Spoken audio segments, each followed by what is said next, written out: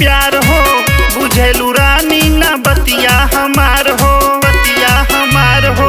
करेलू बहाना जब करीला प्यार हो, बुझेलू रानी ना बतिया हमार हो। कौन धइले बा तोहे बेमारी?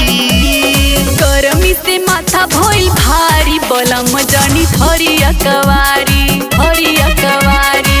गरमी से माथा भइल भारी, बलम जानी धरिया कवारी, धरिया कवारी।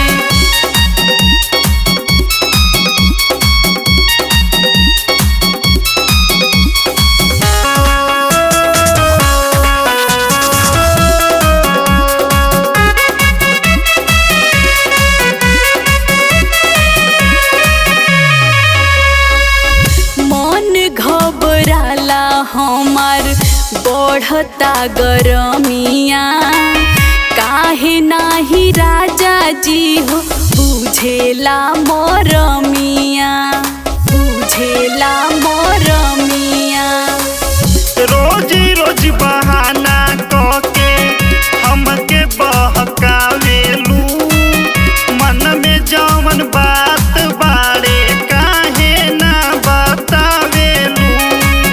तोहे धइले वाला के सुकुआरी, गरमी से माथा भइल भारी, बलम जानी धरिया कवारी, धरिया कवारी। गरमी से माथा भइल भारी, बलम जानी धरिया कवारी, धरिया कवारी।